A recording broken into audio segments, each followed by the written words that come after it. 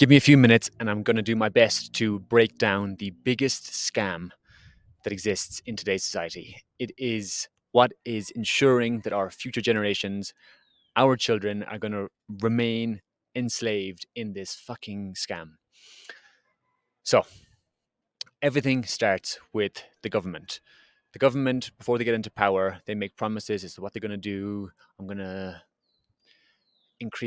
reduce unemployment by this, build these roads, do whatever. They make these false promises.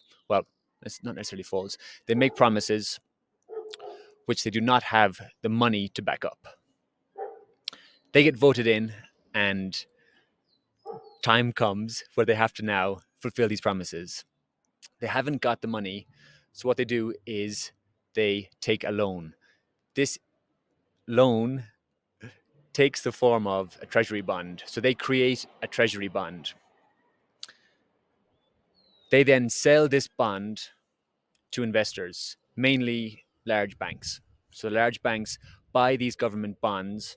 Now the government has money. So a bond is basically an IOU. It's I will pay you back this money plus interest at a certain time.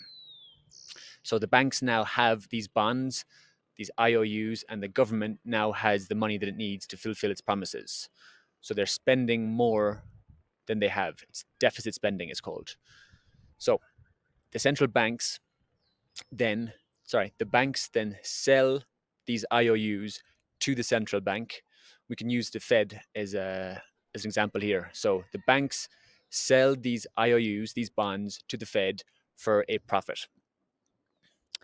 The Fed buys these IOUs, the government's debt, from an account, a checking account with a zero-sum balance. So this account doesn't have any money in it, literally zero. They write a check to the bank to buy the debt.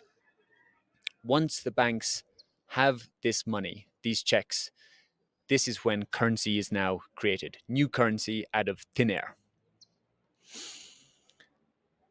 So the banks then have all this money, which they lend out to us. Just say they give me £1,000. I put that money in the bank. They then lend out that in fractional reserve banking 9 times. So to get more clear, fractional reserve banking means that the banks can literally, they only have to keep a fraction of the money in reserves. So let's use 10% as a baseline. It can give or take, but 10% is a pretty standard amount. So they only have to keep 10% of my initial investment in there, and they can lend out the other 900. So then they lend my friend £900.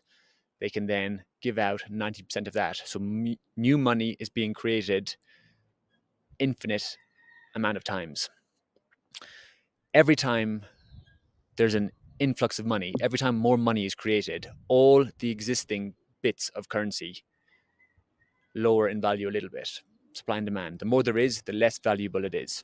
So every single time the government creates bonds, sells bonds to the banks, every single time this happens, our currency, which we work for, gets a little bit less valuable.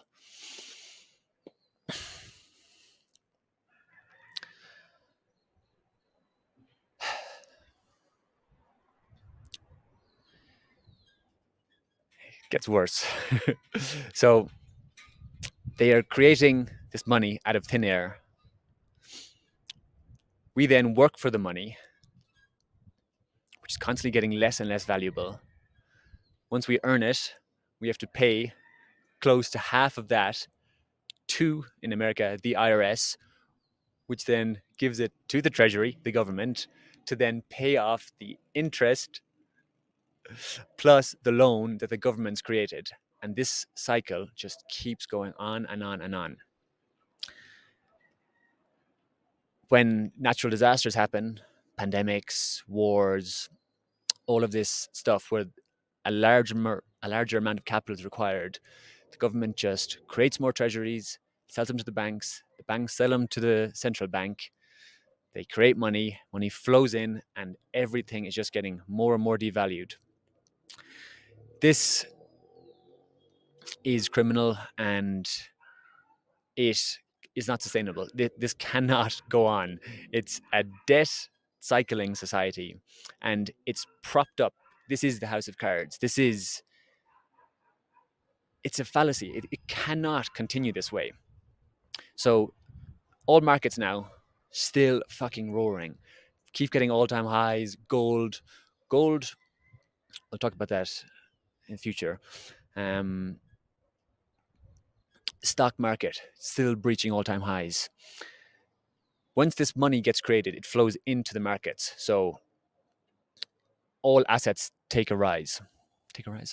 All assets will benefit from this because the money has to flow somewhere.